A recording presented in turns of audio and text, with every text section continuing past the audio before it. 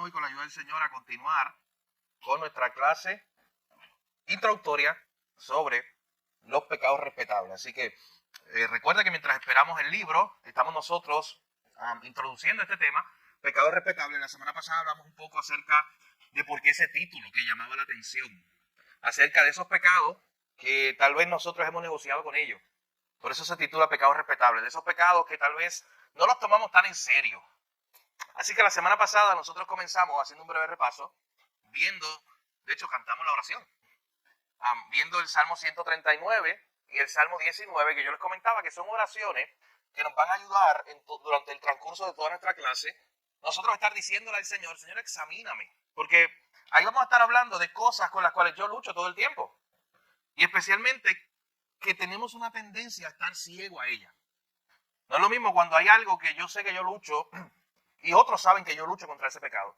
Pero es diferente cuando yo mismo estoy ciego a ese pecado, porque no lo considero como un pecado incluso. Así que como vamos a estar viendo en nuestra clase, hay muchos pecados como el orgullo, ingratitud, incredulidad, celo, gira y muchos otros, que a veces nosotros simplemente los ponemos como que en otra categoría, como que nos inventamos una nueva categoría de estos son pecados respetables, estos son pecados que podemos hacerlo y no importa, esto no es tan grave.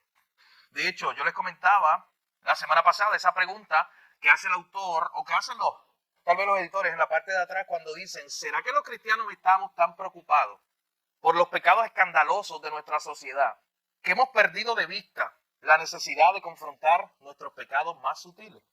¿Será que estamos tan preocupados en mirar la paja, utilizando el lenguaje de Jesús, la paja del ojo ajeno, que se nos ha olvidado ver la viga, o se nos ha olvidado detenernos a mirar? ¿Será que hemos estado haciendo nosotros una categoría no bíblica de pecado? Escuche bien. Nosotros mismos, inventando categorías del pecado pequeñito versus el pecado grandote. Así que tenemos nosotros que entender lo que es la realidad del pecado y por eso, gracias hermano, y por eso es que decíamos la semana pasada que teníamos una tarea. Y la tarea de hoy consistía en comenzar a tratar de contestar esta pregunta de qué es el pecado. Así que yo le invito, a algunos de ustedes la han enviado, de hecho me la enviaron al WhatsApp, pero también le invito a que algunos de ustedes puedan hoy compartirla, esa pregunta de qué es pecado, cómo nosotros podemos definirla, una definición que usted haya construido o que usted haya encontrado, otros autores, queremos también discutir eso, otros autores que usted haya leído y que también trate de ese tema del pecado. Así que la idea es comenzar con eso, definir lo que es el pecado, o tratar de definir lo que es el pecado, y luego seguir haciendo lo que estábamos haciendo la semana pasada. Recuerden que la semana pasada fuimos a ver algunos ejemplos en la Biblia de personajes que pecaron y lo que estábamos haciendo era como una radiografía del pecado. Estábamos analizando el pecado de Saúl, ¿se acuerdan? Estábamos analizando a Adán y Eva. Estábamos analizando a Sara. Mientras Adán y Eva trataban de justificar el pecado, Sara lo negaba. En el caso de Saúl ya vimos todo lo que hizo y todo lo que sucedió allá en 1 Samuel capítulo 15, que fue el pasaje que leímos la semana pasada. Hoy, cuando consideremos el tema de la definición de qué es pecado, si nos da tiempo, entonces continuaremos con todos los ejemplos. Tenemos muchos más. Vamos a ver el pueblo de Israel rebelde en el desierto. Vamos a ver a David. Vamos a considerar el pecado de David. Vamos a ver también a Ananías y Zafira. Así que esos son algunos de los que esperamos en agenda estar viendo entre hoy y las próximas clases. Bien, así que ¿cómo nosotros podemos entonces definir lo que es pecado? Para teólogos, por mucho tiempo, no ha sido una tarea como tan fácil. Aunque todos sabemos lo que es pecado, pero cuando hablamos de definirlo específicamente. Así que, ¿qué definición encontraron ustedes en la literatura, se buscaron o que ustedes construyeron sobre esta pregunta? ¿Qué es pecado? ¿Quién está viendo? Sí. Ok. Pecado es atentar contra la santidad de Dios. Excelente. Vaya tomando en cuenta, vaya pensando en todas esas definiciones que se van trayendo. Sí. Yo me traje el libro, pedí la tarea de excelente, claro. De Gruden. Y él dice que pecado, podemos definir el pecado, lo voy a leer tal como él lo dice. Podemos definir el pecado como sigue: pecado es no ajustarnos a la ley moral de Dios en hechos, actitudes o naturaleza. Hay que llevarla como un poquito más para abajo para que se entienda un poquito más. Aquí se define al pecado en relación a Dios y su ley moral. El pecado consiste no solo en hechos individuales tales como robar, mentir o asesinar, sino también en actitudes. ¿Ves? Que son, no solamente es asesinar, robar, matar, sino que son actitudes también. Sí. Que son contrarias a las actitudes que Dios nos exige. Hasta ahí yo creo que estaría un poquito más, porque él sigue definiéndolo más, pero no voy a seguirle. Claro, yo tengo aquí una definición de él, que es de otro libro, pero como el mismo autor es la misma. Y él dice, el pecado es no conformarse a la ley moral de Dios en acciones, actitudes o naturaleza. La misma idea. De hecho, debe ser la misma idea, lo que pasa es que hay diferentes traducciones, lo más seguro que en el texto. Pero es la misma idea. El pecado es no conformarnos a la ley moral de Dios. El pecado es atentar contra la santidad de Dios. ¿Qué más? Aquí yo encontré que dice... ¿Vivir de espaldas a Dios? Sí. Por eso le miro, el rechazo mismo de la voluntad de Dios, el vivir de espaldas de Dios, disposición de pecar en... tener poco... Así. O sea, no medir la santidad de Dios, la seriedad que consiste. Noten que interesante que ya hay varios temas que de una u otra manera tienen que ver, de hecho todo lo que han dicho tiene que ver con la santidad de Dios, porque el no conformarme a la ley moral de Dios es su santidad. El atentar en contra de su santidad, el vivir como si fuera poco, el darle la espalda al carácter de Él, carácter santo.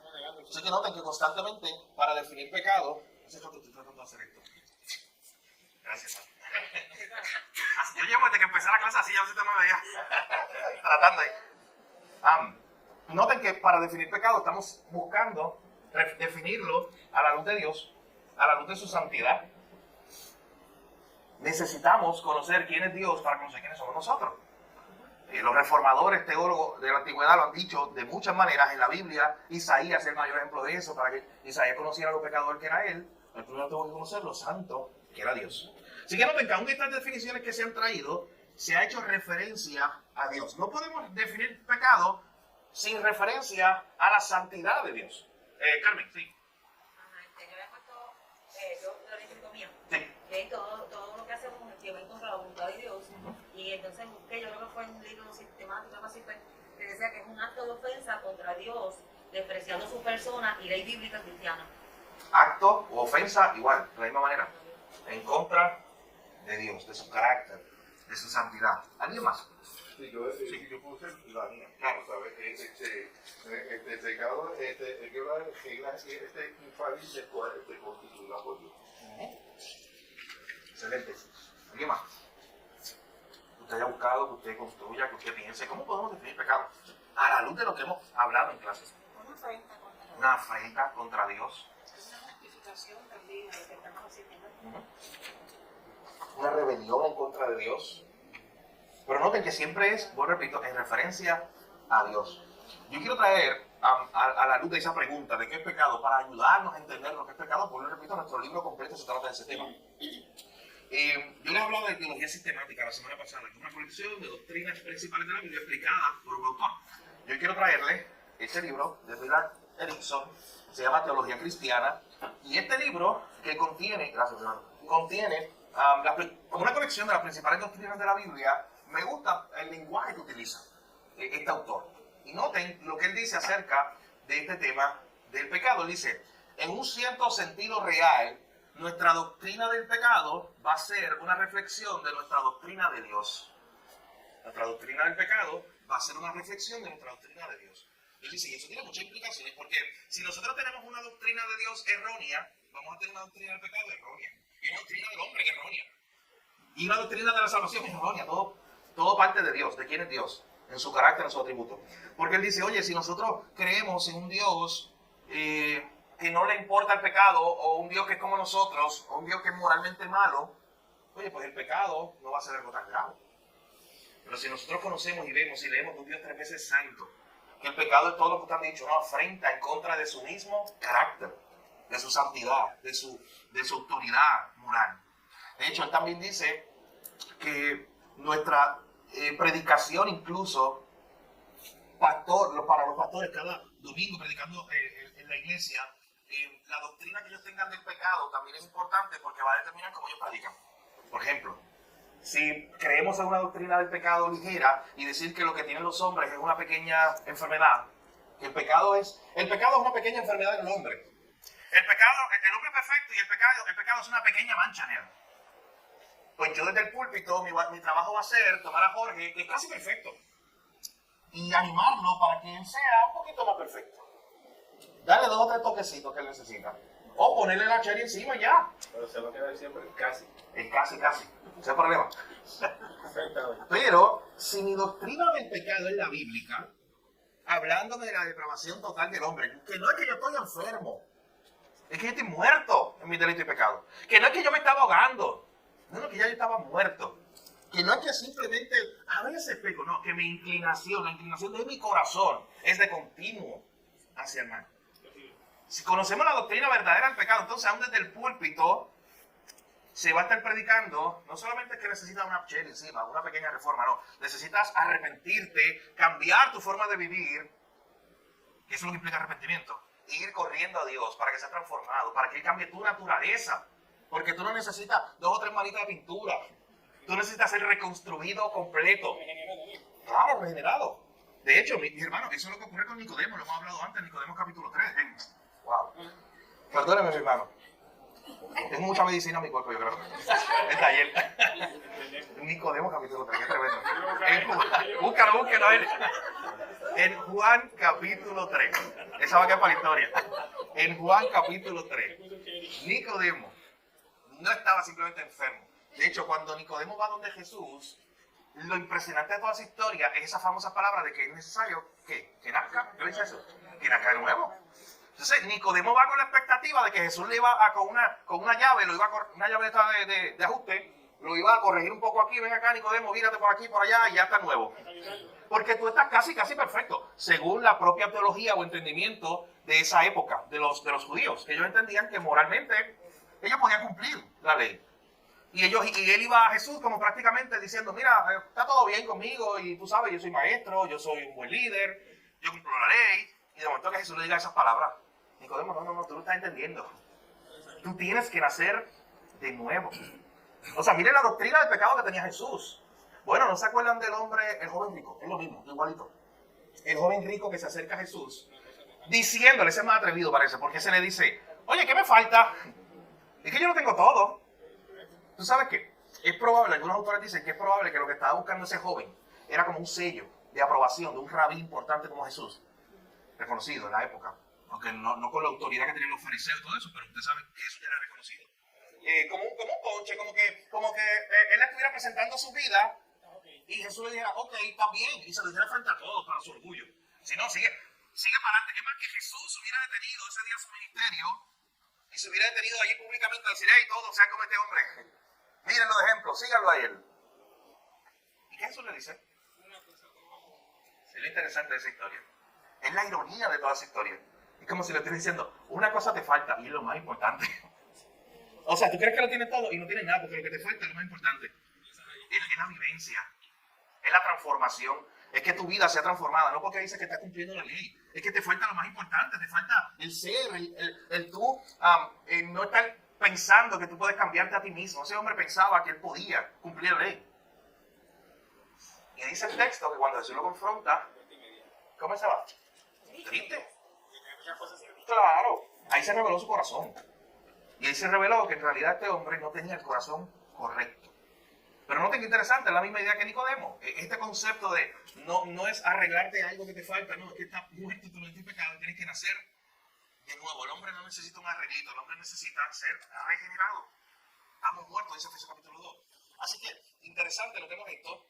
Nuestra doctrina del pecado es muy importante para todas las demás doctrinas. Porque si tenemos una doctrina del pecado errónea, vamos a tener un concepto erróneo de quién es Dios, de quién eres tú como ser humano y de muchas otras cosas más. Bien, este autor, Millard Erickson, nos va a presentar cómo en la Biblia se utilizan algunos términos. Es lo que él va a decirnos, oye, ¿cuáles son los términos que se utilizan en la Biblia, las palabras, para hablar de pecado? Y de esa forma nos va a ayudar a definirlo. Así que lo que yo quiero hacer en esta parte de la clase es ir viendo con ustedes algunos términos que se utilizan en la Biblia para definir el pecado y ver un verso bíblico como ejemplo. Así que eso es lo que vamos a estar haciendo por los próximos minutos. Le invito a que me acompañe ahí con su Biblia. Pero antes de hacer esto, piense por un momento usted qué palabra, haga el ejercicio, aunque la repitamos aquí, cuáles son esas palabras que en la Biblia se usan para hablar de pecado. Esa me gusta, ¿sí? ¿Cuál? Transgresión. Y esa la vamos a usar, transgresión. ¿Qué más? Hay muchas, piensen, hay muchas. ¿Qué palabras se usan en la Biblia para hablar del pecado? Impiedad, falsedad, transgresión. Bueno, hay muchas. Afrenta, sí. Iba yo a dispararlo también. Bueno, desobediencia, claro, hasta ahí. Iniquidad, importante esa. Muy bien. ¿Qué más? Necedad. Ahí está. Necedad. Hay muchas más, mi hermano. Vamos a hacer ejercicio, no terminaríamos hoy, yo creo. ¿Pero qué más? Idolatría. Ahí se empiezan a describir tipos de pecados. Rebelión. Prevaricación. Esa es de domingo, esa palabra, ¿verdad? Como tan difícil. Prevaricación. Prevaricar. ¿Verdad? Esa palabra es como. Concupiscencia. La concupiscencia. Ay, de domingo también, así. Así que son todo este tipo de palabras que usted sabe, y usted va a pensar más, hay en la Biblia para describir lo que es el pecado. Aquí este autor nos va a traer algunas de ellas. Así que yo le invito a que pongamos atención a estos términos, cómo se van utilizando y a ver un ejemplo en la Biblia. La primera que nos invita a considerar es ignorancia. Bien interesante esto. Pero esto, cuando en la Biblia, vamos a ver unos versículos ahora, cuando en la Biblia se describe el pecado como ignorancia, no es una ignorancia de bendito, él ignoraba algo, esa persona ignoraba algo. No, es esta idea de ignorancia intencional. ¿Usted sabe lo que es eso? Ahí está. Sabiendo algo, yo lo ignoro. Que yo conociendo algo, intencionalmente lo ignoro. Lo paso por alto. Claro, intencionalmente. No es como que yo no sabía, Jorge, bendito, pues. No, es una ignorancia intencional. Porque esa es la naturaleza intrínseca del ser humano. Claro. Que conociendo lo que está bien o está mal, su corazón lo inclina hacia lo malo. Así. Eso es lo que tú estás explicando hace un momentito. O sea, si no fuera por Cristo, nosotros también estaríamos en el mismo lugar. Sí. Con esa misma naturaleza. Con esa misma naturaleza. Sí. Más que hechos y actitudes, es la naturaleza del ser humano. Sí. Y entonces muchas veces se tiende a justificar, ¿no? Que yo soy así, y es que yo nací así, nací en pecado. Claro. ¿Verdad? Eso es cierto. Pero seguimos actuando de esa manera. Ignorando esa naturaleza pecaminosa del ser humano. Sí. Y nosotros le debemos dar gracias al Señor, Romanos 5:8, que si no fuera por Cristo, estaríamos aquí. En esa misma posición. A ver. Ok, me gusta una frase que Víctor Hugo usa, yo lo también, 100% responsable, 100% Dios. O sea, nosotros no podemos más, eso le toca al Señor. No, Claro. no, yo tengo que ser responsable. Sí. Miserable de mí, ¿quién me dirá de este cuerpo de muerte? Así es. En la santificación, de hecho, nosotros somos hechos santos por Cristo, es una obra de Él, pero Él nos ha dado Él mismo la disciplina de la gracia. Él nos ha mandado en la Escritura cómo nosotros crecer en santificación, parecernos más a Cristo y luchar contra el pecado. Romanos dice mortifica el pecado, o sea, mata el pecado. O sea, intencionalmente lucha contra el pecado, no es pasivo. Es acción nuestra, es responsabilidad nuestra. Es como el mismo autor, Jerry Bridge, en otro de sus libros le llama eso la responsabilidad dependiente. O sea, tú eres responsable, pero tú eres dependiente. Dios no puede hacerlo solo, obviamente, pero es responsable. Noten ese juego. Así que notemos esta idea de una ignorancia adrede, una ignorancia intencional. Es ignorar la base bíblica, lo que Dios ha dicho, el carácter de Dios, y no vivir en acorde a ese carácter. De hecho, ahora el pastor Ricardo decía algo muy interesante, y era acerca de nuestra justificación muchas veces, y de este concepto de que esa es nuestra naturaleza, partiendo de que tenemos una naturaleza caída. Y es que a veces hay una confusión con estos términos, porque por ejemplo, miren, correctamente sería algo así.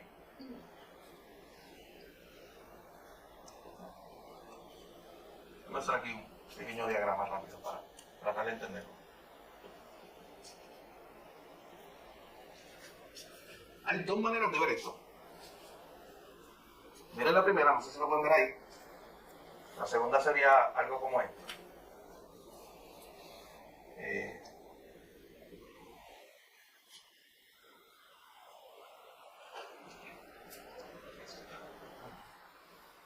¿Cuál está correcta? Piense bien, no dispara baqueta. Hay una que está correcta y una que no. Soy pecador y por eso peco, o peco, y eso me hace pecado. Piense bien, escuche. A la luz de la naturaleza del hombre. Esto parece un juego de palabras, pero no lo es. Estos son dos cosas, estos son dos mundos aparte. Esto es bien diferente. Y es la misma palabra, lo que pasa es que le estamos moviendo de sitio. Pero si tú adoptas uno de ellos, sea el que sea, eso va a determinar mucho de cómo tú conduces tu vida incluso. Y el entendimiento que tú tienes de Dios, del Evangelio. Porque la Biblia parte de una premisa, y el pastor Ricardo ahora mismo lo contestó, lo dijo. Con lo que él acaba de decir, tú sabes cuál de los dos está correcto y cuál está incorrecto. Somos pecadores. Ahí está. Somos pecadores. Este es el correcto. Como yo soy pecador, o sea, mi naturaleza, eso es lo que produce ¿qué? Eso es lo que hace que yo peque. Porque todo parte de una naturaleza, una concupiscencia. Vamos a ver si llegamos ahorita a ese texto en Santiago. Todo nace de ahí. Porque soy pecador. Esa es mi naturaleza. Por eso peco. Mi naturaleza. Y de ahí produce pecado. Cristo no dijo eso. Es del corazón, esa naturaleza, ese corazón pecaminoso que surge entonces ¿qué? Todo tipo de pecado. Lo de abajo es una ignorancia y es una justificación. Sí. Yo peco, pues mira, porque soy pecador. Sí. O sea, sigo pecando porque soy Es un pecador. juego de palabras. Sí. Y también es más grave aún cuando quieren justificar, que es lo que querían decir ahorita, cuando nosotros decimos, yo pequé, entonces eso me hace pecador. Pero noten algo, no es algo interno mío. ¿Notan la diferencia? Es que es los factores, es la sociedad, David, es la presión del grupo, son los amigos, es el mundo. ¿Sabes lo que decía Rousseau? Sí, así es. Hay filosofías que nos muestran a través de la historia este concepto de que el hombre nace bueno, una tabla rasa, ¿cómo se llama esto? Un hombre limpio. Así es. Muchos psicólogos, filósofos, el siglo XIX, siglo XX y antes, presentaban estos conceptos. La sociedad es la que te corrompe. La psicología moderna, con respecto a la psicología del niño, tiende a ver al niño como si fuera, un ejemplo, un papel en blanco. El niño es un papel en blanco y en la medida en que los adultos nos comportemos vamos marcando a ese niño. No, la Biblia dice que ese niño nació en pecado. Soy un pecador ahí. Por lo tanto es pecador, punto. En pecado me concibió mi madre. Mira, ven ese texto ahora nuevamente. Ahí está, David, otra vez. En pecado me concibió mi madre. Esa es la naturaleza pecaminosa. Así es. Así que, miren por qué es tan importante nosotros tener el conocimiento correcto de lo que es el pecado. Este autor comienza diciéndonos que lo primero que podríamos afirmar, o ese término que en la Biblia se utiliza y que podemos estudiar, es el término ignorancia adrede, intencional. Yo ignoro quién es Dios, su carácter, sus atributos. Sabiendo. Sí, mira lo que dice Efesios 4:18. ¿Alguien te lo puede leer? Efesios capítulo 4, verso 18.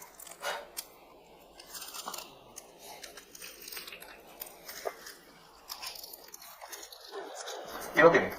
Efesios 4:18. ¿Tienes? Teniendo el entendimiento entenebrecido, ajenos de la vida de Dios, por la ignorancia que en ellos hay, por la dureza de su corazón. Ahí está clarito. Es por la dureza de su corazón, ellos son duros. Ellos mismos, hablando del pecado, del pecador. Es por la dureza de su corazón que ellos ignoran, ignorancia en ellos. Es por la dureza de su corazón que ignoran quién es Dios. Pero también un poco, que ignoran sus mandamientos porque es que no les interesa. Porque no quieren vivir. Nótenla, es como la base de lo que es el pecado, podríamos afirmar, y tiene que ver con todas las definiciones de ustedes ahorita, es rebelión contra Dios. Porque es no querer vivir según Dios. Porque el libro de Romanos de momento dice que desde el capítulo 1, cómo el hombre le dio la espalda a Dios y se fue en contra de lo natural. Se fue en contra de lo natural.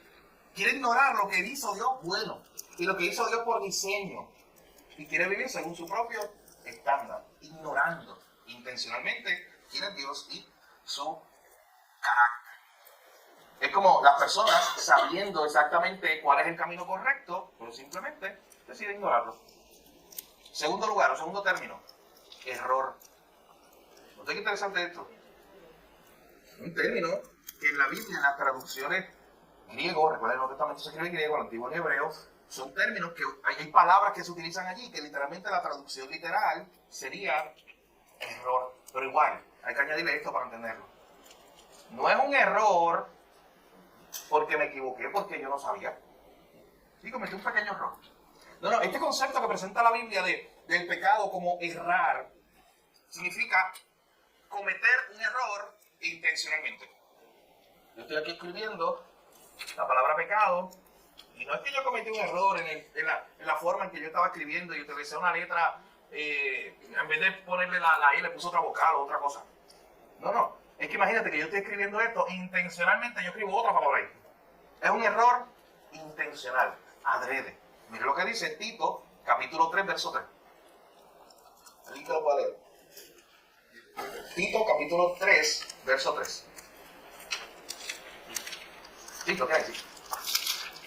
Porque nosotros también éramos en otro tiempo insensatos, rebeldes, extraviados, esclavos de concupiscencia y deleites diversos, viviendo en malicia y envidia, aborrecibles y aborreciéndonos unos a otros. Miren toda esa descripción de lo que éramos tú y yo. Escucha bien, este texto no es lo más fuerte del Nuevo Testamento, describiéndolo a usted y describiéndolo a mí en nuestra naturaleza pecaminosa antes de Cristo.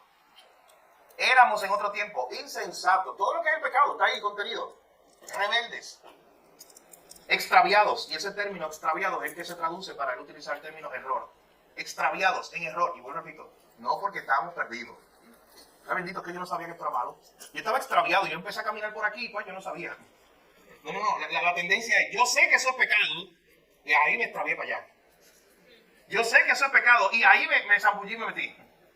Ese concepto de errar intencionalmente, de ignorar intencionalmente el carácter de Dios. Es como haber una disposición del corazón a lo malo. Así es. Por eso es tan radical el cambio cuando Cristo llega a nuestras vidas y nos transforma el corazón y nuestra mente por el hecho de que nuestra disposición, la disposición del corazón cambia. Que sí cometemos pecado, pero la intención no es esa. Claro. Al final, por eso así es como yo hago. Sí. Una disposición intencional a rebelarme contra Dios. No existe, no puede existir un cristiano que ya el Espíritu Santo ha cambiado su naturaleza de que intencionalmente quiera rebelarse contra Dios. No ha habido una obra ahí real en el corazón. Ese todavía es un rebelde, ese todavía está allá, viviendo así como insensato, rebelde, extraviado, en el error, esclavo de concupiscencia. Noten eso, mi hermano, este verso no es difícil de recordar. Tito 3.3. ¿Quiere aprender la doctrina del pecado? Apréndelo. Tito 3.3. Ahí está todo, de hecho. Te da casi todas las definiciones de lo que es pecado. Insensatez, rebeldía, extraviarse en el error, ser esclavo de la concupiscencia. De hecho, no tenés esta idea. Esclavos de concupiscencia y deleites diversos. Mi hermano, y lo que están hablando ustedes, este concepto de esclavo es que yo estoy ahí y yo no puedo salir de ahí. Porque antes de Cristo, eso es lo que yo era y lo que tú eras. Un esclavo de todos los deleites del pecado y tú no podías salir de ahí. Eso eres un esclavo. Es Cristo el que te hace libre. De hecho, parece una ironía, pero te hace libre y te hace esclavo de él. Que en realidad la verdadera libertad al final.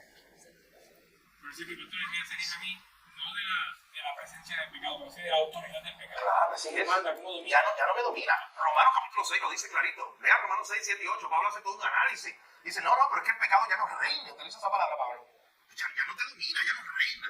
Pero antes, ¿qué tú eras? Míralo ahí, Tito 3.3, esclavo. No tenía salida. Esclavo de la concupiscencia y de los deleites diversos.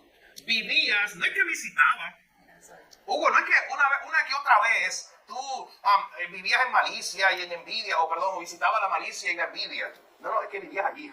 Pastor, en el caso de Nicodemo, creo que después, en otro pasaje, él defendió a Cristo cuando le dijo a los que estaban allí, ¿verdad? Sí. Ese hombre tiene que pasar por un juicio. Sí. O sea, porque él nació de nuevo. No, claro, de hecho, al final de la historia, junto a Juan de Arimatea, ellos buscan el cuerpo de Jesús. José, yo tengo todos los Está nombres. bien, sí, José y Juan Jung, ¿eh? Se parecen. Eso es 10 años después. Bueno, sí, literal. 10 años Busquen después. consecuencias de... olvidé el nombre. En referencia. Bien. Pero ese aspecto que acabas de señalar del texto es sumamente importante, viviendo. O sea, no era como tú dices, que estabas de visita. Claro. Que tú vivías, o sea, que te levantabas, estabas todo el día y te acostabas Así es. pensando en pecado. Eso, la pensando malicia. cómo pecar, como dice el proverbio, y verdad, muerto en delito y pecado, maquinando el mal todo el tiempo. Increíble. Este concepto es, bueno, repito, no es que simplemente yo en algún momento participaba de un deleite o de la concupiscencia, no es que yo era esclavo de eso. Igual. Era de allí. Claro, era de allí. Igual, cuando dice yo vivía, viviendo en malicia, era mi práctica natural, normal, y de envidia. Y al final, mira cómo termina diciéndonos. ¿Y sabes qué éramos? Aborrecibles. Con nuestros actos tan pecaminosos delante de un Dios tan santo. Y éramos aborrecibles. Y también nuestro propio pecado no solamente hacía que nosotros éramos aborrecibles, sino que dice al final. Y vivíamos aborreciéndonos a otros. Yo no amaba a mi hermano, a mi prójimo, para nada. Yo vivía centrado en sí mismo, yo aborrecía a los demás.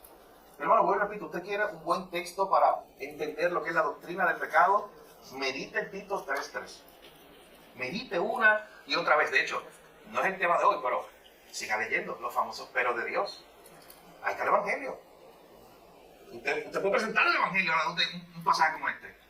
Pero cuando se manifestó la bondad de Dios, nuestro Salvador, y su amor para con los hombres, nosotros que éramos todo eso, de momento se manifestó el amor de Dios, ¿y qué él hizo? Dice el verso 5 después, nos salvó. Mi hermano, qué glorioso eso. Yo que vivía ya en malicia y me gustaba, y yo vivía en esclavitud de la concupiscencia, y eso es lo que yo quería vivir, y ahí estaba yo hundido en eso. Y mi futuro, y lo que mis consecuencias finales eran esas, era la muerte espiritual. Pero un día se manifestó la bondad de Dios. Qué hermoso. El Evangelio nos salvó. Y ahí resalta esta idea de que no fue por obras que nosotros mismos hubiéramos hecho, sino fue por su misericordia. Él nos regeneró. Él nos renovó en el Espíritu. Mi hermano, la única forma que alguien pasa de un estado como del verso 3, alguien así, tan rebelde, extraviado, insensato, esclavo, viviendo en malicia, aborrecible y aborrecedor de los demás, la única forma que alguien pasa de ese estado a estar en un estado de santidad y santificación es porque esa manifestación de esa bondad de Dios se dio y hubo una regeneración. O sea, naciste de nuevo. Hubo un lavamiento de la regeneración y una renovación en el Espíritu Santo. Y ahora, mirad lo que termina el verso 7. Ahora somos herederos de una promesa. Ahora somos herederos de la vida eterna. Los que antes eran insensatos, aborrecibles, extraviados. Hermano, excelente pasaje para predicar el Evangelio.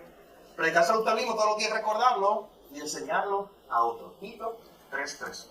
Yo lo sigo hasta el 7 por lo menos y tiene ahí el mensaje completo del Evangelio. Clarito. Eso sería como una ilustración, más o menos, viéndola como una ilustración. Era como si estuviéramos en una caja, como un ataúd. Estamos muertos ahí, en el Tito 3:3. Sí. Entonces, hasta que Cristo llegó a nuestra vida, y entonces Él nos sacó de esa caja, de ese ataúd, y nos trajo a la vida. Así más o menos viendo claro. Como una ilustración. Sí, muy bien. De una excelente manera, muertos ahí, sin esperanza, en ese lugar. Y Él, por su bondad, por su amor, dice el texto, nos regenera, nos renueva, nos trae la vida. Una gracia. Pero esa era nuestra naturaleza. Tito 3:3 describe muy bien lo que es la naturaleza del pecado.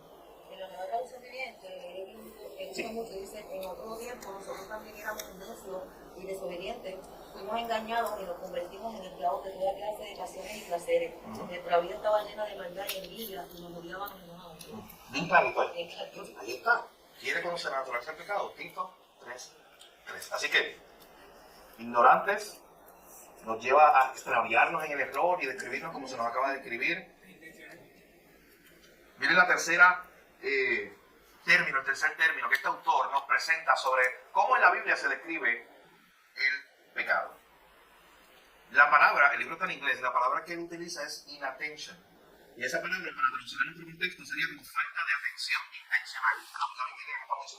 Como no atender intencionalmente, yo decidí no atender lo que ha dicho Dios, los caminos de Dios. Y miren el verso que él nos presenta, Hebreos capítulo 2, versículos 1 al 3. ¿Alguien que lo pueda leer? Hebreos capítulo 2, versículos 1 al 3. En la Biblia también se utiliza esta palabra para describir el pecado. Sí, Hebreos capítulo 2, 1 al 3. Así que debemos prestar mucha atención a las verdades que hemos oído, no sea que nos desviemos de ellas, pues el mensaje que Dios transmitió mediante los ángeles se ha mantenido siempre firme, y toda infracción de la ley y todo acto de desobediencia recibió el castigo que merecía. Entonces, ¿qué nos hace pensar que podemos escapar si descuidamos esta salvación tan grande, que primeramente fue anunciada por el mismo Señor Jesús y luego nos fue transmitida por quienes lo oyeron? Esta idea que presenta el autor de los Hebreos, de nosotros no descuidar, de nosotros, de hecho, él lo constituye un pecado, lo presenta como un pecado, de nosotros no prestarle la atención correcta a quién es Dios y a lo que él ha hecho, especialmente en este caso a su obra de salvación. Así que en la Biblia también se describe como el ignorar intencionalmente o no atender el carácter de Dios y la obra que él ha hecho. Lo describe también como un pecado. El próximo término, el cuarto, vamos por el cuarto, si usted lo está escribiendo, que se utiliza en la Biblia para describir el pecado, es errar al blanco. Errar al blanco. Esa es más famosa. Normalmente cuando se define el término pecado, según la misma Biblia, la traducción de la palabra pecado sería esa. El término griego era como cuando tú tenías imagínense que ese cuadrito ahí en la puerta es como un blanco, y yo tengo una flecha y, de hecho, hoy erraría al blanco de todas formas. Así que, intencionalmente con los dardos o con la flecha, no podría tirarle al centro, errar al blanco. Y noten, vamos a ver algunos textos que hablan sobre eso, pero noten la idea que presenta eso, es que el blanco, ¿cuál es? El referente. Dios, la santidad. Por mi propia naturaleza, mi vida y mis actos van en contra de eso, no llegan allá. Llegan a muchos otros lugares, pero no le dan al blanco. Es el concepto de pecado, intencionalmente errar al blanco. De hecho, ese término en el Antiguo Testamento, en hebreo, aparece 600 veces para describir el pecado. Así que por eso es que normalmente cuando se define pecado se define así, según la lengua bíblica, como errar al blanco. Alguien que pueda leer Proverbios capítulo 19, versículo 2. Proverbios capítulo 19, versículo 2.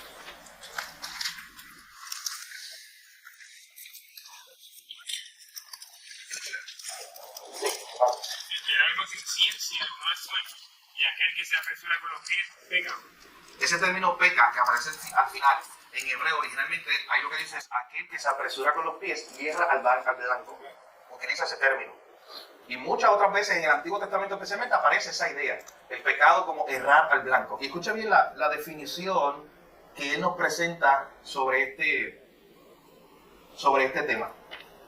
Él dice lo siguiente: errar al blanco es voluntariamente un error que hacemos nosotros.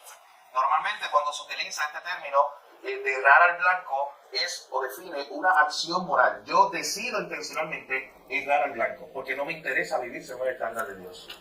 Si me interesara vivir según el estándar de Dios, el concepto es que yo viviría mi vida según ese mismo estándar y yo le daría ahí el mismo blanco, el mismo centro. Pero como mi naturaleza odia y le da la espalda y se rebela contra Dios y su santidad, es por eso que intencionalmente yo no voy a darle al blanco. Es como que intencionalmente yo sé que esta es la línea recta que define el camino de santidad de Dios y yo para allá no voy. Yo trato de caminar lo más lejos de esa línea que Dios mismo ha puesto o Dios mismo ha colocado. Este mismo autor continúa diciendo que el pecado siempre es una rebelión en contra de Dios. Es fallar a la marca, a su propio estándar, a la medida del varón perfecto, pero intencionalmente yo me alejo de ese estándar. Así que ese es otro concepto, otro término que aparece en la Biblia para definir el pecado. El próximo, creo que es el quinto, sería. Sexto, por ahí. Quinto. Sería impiedad. Este ahorita lo mencionaron.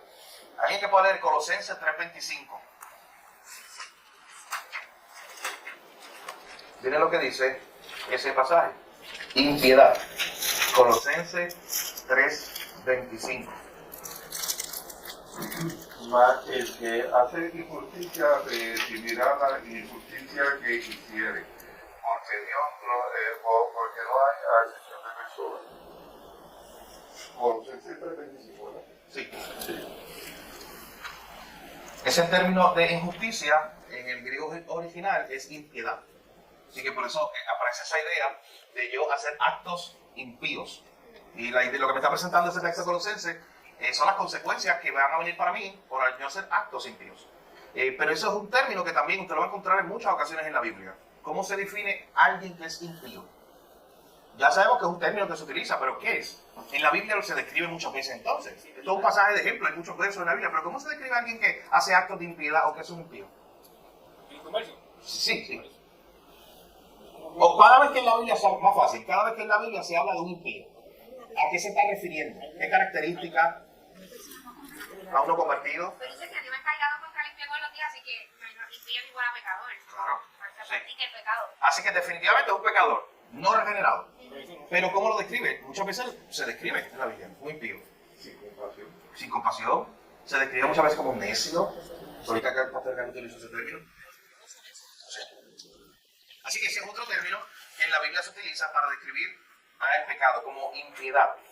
Otro término que se utiliza para describir el pecado en la Biblia es rebelión. Alguien que puede leer Isaías capítulo 1, versículos 1 y 2.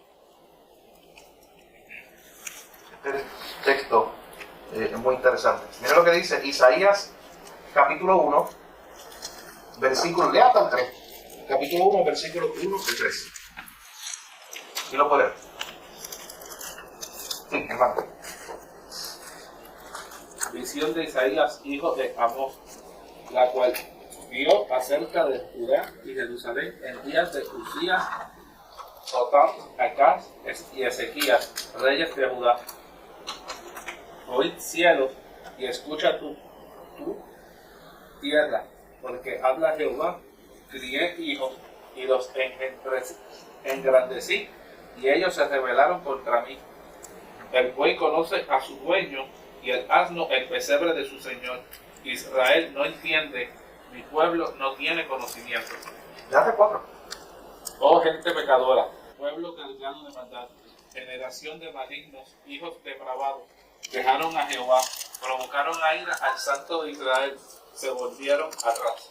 Esto es otro pasaje que está cargado de descripción de lo que es el pecado. Otro pasaje que muestra, hermano, ¿usted se imagina? ¿Usted había considerado la manera tan fuerte en que empieza el libro de Isaías? Empieza de una manera muy fuerte. El profeta empieza diciéndole estas palabras. Dios hablando, crié hijos, los engrandecí, ellos se rebelaron contra mí. El buey conoce a su dueño, el asno conoce a su señor, y ustedes, el pueblo. Él está hablando del pueblo, el profeta, son palabras muy fuertes. Y el pueblo, que se supone que es el pueblo de Dios, no entiende, no tiene conocimiento. Mira cómo lo describe en el verso 4. Oh, gente pecadora, pueblo cargado de maldad. Es la misma idea de allá de Tito 3. No es que tienes por aquí un poquito de maldad y un poquito de maldad por allá. Pueblo cargado, lleno de pecado. Generación de malignos, hijos depravados. No sé todos los términos que utilizan. Para luego describir, al final del verso 4, otras descripciones de lo que es el pecado. Dejar a Jehová, provocar a ir a la santidad de él y volverse atrás. Como decían ustedes ahorita, darle la espalda a Dios. Otro pasaje en la Biblia que nos describe la realidad del pecado. Ponga esto en contexto. Fue este pueblo, generación pecadora, pueblo cargado de maldad, generación de malignos, hijos depravados, que se habían rebelado contra Dios, contra su Dios, que se les reveló a través del profeta, el Dios 3 veces santo. Un acto de pura gracia. Entonces noten el contraste. Contrasten Isaías capítulo 6 cuando se describe la santidad de Dios versus la pecaminosidad del pueblo que se presenta en esos primeros versos. Oye, ahora entendemos mejor cuando Isaías dice allá, yo soy un pecador que vive entre gente pecadora. Cuando él dice eso, dice, ay de mí, yo soy inmundo que vive entre gente inmunda. Eso es lo que dice Isaías allá en el capítulo 6. Tengan en mente lo que acabo de leer en el capítulo 1, la descripción que se ha dado de esta gente cargada de maldad, generación de malignos, hijos depravados que han dejado al Señor, que le han dado la espalda, que han provocado la ira de Dios, se han rebelado contra el Dios santo. Y noten, mi hermano, que como les decía hace unos minutos al inicio, yo estoy convencido de que ese término, rebelión, está en el mismo centro de lo que es la definición de pecado. Rebelarnos contra su santidad, contra su autoridad. Cada vez que usted busque una variante de cómo definir pecado, siempre va a llegar que es un tipo de rebelión. Contra su actitud, contra su santidad, contra su autoridad. Eso es lo que hace el pecado. Y eso es lo que hacemos nosotros como pecadores, rebelarnos en contra de su estándar, no vivir acorde a su estándar. Y llegar al punto de lo que le dice el profeta, son palabras muy fuertes. Oye, el buey le hace caso a su dueño. Un animal. Un animal. Y lo conoce cuando lo llama, cuando le hace un pitido, lo conoce. Y a veces voy por la mañana o por las tardes, llegando a mi casa, igual te sabe que hablo, y está el señor que lo paga. Sí. Llamando. Sí. Y viene en filita. Sí. ¿Conocen a su dueño? Esa vaca. Yo puedo pitarle y ellos no. Se me pueden tirar detrás. Pero no me van a seguir con esa instrucción como lo siguen a él. Claro. Y dice ahí la Biblia que el pueblo estaba en una condición a tal punto de que ellas, en ese momento las vacas, los asnos, los animales, estaban siendo más inteligentes que nosotros. Porque nosotros estamos siendo necios al no conocer a nuestro amo, al no seguir cuando ese amo nos llame. ¿Y sabes qué? Eso no ha cambiado, esa es tu actitud y la mía. cada vez que vivimos en rebelión contra Dios. Cada vez que vivimos en contra de Dios y no escuchamos su voz. A la luz de lo que hemos estado estudiando, ¿verdad? De todo esto que estamos trayendo desde que empezamos ahorita a las 7:30. Sí. Wow, esto nos hace a nosotros como examinarnos cada día si verdaderamente estamos viviendo el Evangelio. Así es. O sea, es como una radiografía de cuán grave es el pecado y que nosotros muchas veces, siendo cristianos, lo vemos en tan poco, lo vemos livianamente. Esa es la tesis, lo que acabas de decir, la tesis completa del libro Pecado Respetable. Como cristianos, muchas veces cogemos el pecado, nos lo ponemos aquí en el bolsillo y jugamos con él. Como que no hay gran cosa. O sea, que eso es para uno irse de rodillas Sí. a la casa, Así verdaderamente llorar y irse, porque es serio, ¿sabes? O sea, nosotros verdaderamente, esto no, como que nos ha quitado como un velo de encima. Sí. O sea, como que los ojos como que se han puesto más abiertos. Y noten lo que hace la doctrina del pecado. Conocer correctamente la doctrina del pecado nos debe llevar a conocer más a Dios y a depender más de Él. Y a ver su gracia más grande. Exactamente. Porque entonces yo veo lo pecador que yo soy y digo, oye, ese de Tito 13 soy yo. Y aún salvado y regenerado, el que yo tenga tendencia todavía a vivir en contra de Dios en alguna área de mi vida. El que yo todavía pique. El que yo todavía sea desobediente a Dios muchas veces. Eso me debe llevar a ver la gracia de Dios de una manera más impresionante, mi hermano. El 6 Sí. que hay de Isaías. ¿Por qué queréis ser castigados aún? El 6. Toda cabeza está enferma, todo corazón doliente, desde la planta del pie hasta la cabeza, no hay en él cosas sanas, sino heridas, hinchazón y podridas llagas, no están curadas, ni vendadas, ni suavizadas con aceite. Esto no es nada, porque el mismo Isaías mismo, más adelante, ahí que aparece el famoso texto, de que a nuestras mejores obras, lo mejor que podía hacer el pueblo, ¿sabes cómo? Delante de Dios, eran actos pecaminosos, y era visto como trapos de inmundicia. Isaías, mi hermano, a veces usted de Isaías, yo de Isaías veo Isaías 6. Que fue la respuesta de Dios, increíble, el Evangelio. Como a este pueblo tan pecador, Dios le mostró su santidad y le mostró que ellos no se podían cambiar a ellos mismos, mi hermano. De eso se trata el libro de Isaías, de hecho. Ese profeta, a través de esa visión, diciéndole, ¿sabes qué? Yo vi a Dios 3 veces santo. Yo vi lo pecador que yo era. Y yo ya estaba frito, yo iba a morir. Si no fuera por un acto de Dios, fue Dios el que dice que a través de un ángel tomó un carbón encendido y purificó a Isaías. O sea, en otra palabra, Dios lo hizo santo porque él no podía ser santo. ¿Cuál es el mensaje del libro de Isaías ese? Pueblos rebeldes que están viviendo así con todas estas características, están alejados de Dios. Solo Dios puede hacer una obra de tal magnitud, de tomar a alguien que es tan rebelde, como se está describiendo aquí, y limpiarlo, y purificarlo, y salvarlo. ¿Cuál texto es ese? ¿Cuál? ¿Isaías qué? 6. El de la santidad, Isaías 6. El completo, el que estamos partiendo ahora viendo, Isaías 1. Okay. Sí. La tesis completa de Isaías la vamos a ver en Isaías 59. Ahí tenemos el Evangelio, ¿verdad? Porque Isaías hace una radiografía del pecado del pueblo. Pero está diciendo al pueblo en los últimos versículos de Isaías 59, viene un redentor, Jesucristo. O sea, pero de las metáforas que utiliza en Isaías 59, como decía Sonia, eso estremece a cualquiera. Recuerden que el pueblo de Israel nos representa a nosotros. Claro. Y honestamente, cuando él dice, por ejemplo, un versículo aquí, mira, el versículo 6 dice, Isaías 59, sus telas no se ríen, dice, sus telas incuban huevos de áspides y tejen telas de araña. El que comiere de sus huevos morirá, y si lo apretaren saldrán víboras. Hablando del ser humano. Sus telas no servirán para vestir, ni sus obras serán cubiertas. Sus obras son obras de iniquidad y obras de rapiña está en sus manos. Sus pies corren al mar, se apresuran para derramar la sangre inocente. Sus pensamientos son pensamientos de iniquidad, destrucción y quebrantamiento en sus caminos. Pero los últimos versículos nos habla de Jesucristo y dice en 59:20, y vendrá el Redentor a Sion, y a los que se volvieren de la iniquidad en Jacob, dice Jehová, y este será mi pacto con ellos, dice Jehová, el Espíritu mío que está sobre ti, y mis palabras que puse en tu boca no faltarán de tu boca, ni de la boca de tus hijos, ni de la boca de los hijos de tus hijos, dice Jehová, desde ahora y para siempre. Esa es la promesa de Cristo.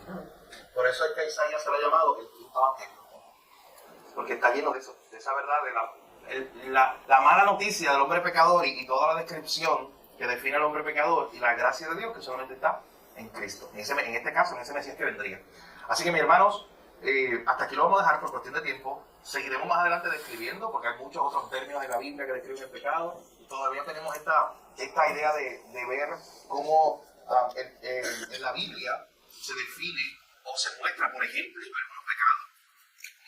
Y esta idea de ver a David, el pueblo de Israel en rebeldía, número 14, a Ananías y Zafira, cómo cada uno de ellos intenta justificar el pecado o tomarlo y tenerlo en poco, distorsionar el pecado. Todo eso lo estaremos viendo en las próximas clases. Así que vamos a orar para entonces terminar con este tiempo. Padre, gracias te damos por esta oportunidad de estar juntos. Gracias por la oportunidad de estudiar tu palabra. Señor, gracias porque estudiar la doctrina del pecado nos lleva a considerar tu gracia para con nosotros. Porque al ver quiénes somos y al ver quién eres tú, Señor, eso nos impresiona. Ver cuánto amor, cuánta misericordia, cuánta bondad hay en ti, Señor. Nosotros estamos llenos de pecado, tú estás lleno de gracia, lleno de misericordia, lleno de bondad. Y hoy queremos vivir, Señor, impresionados con esa gran verdad. Gracias por tu palabra. Grábala en nuestros corazones y en nuestra mente. Te lo pedimos todo en el nombre de Jesús. Amén.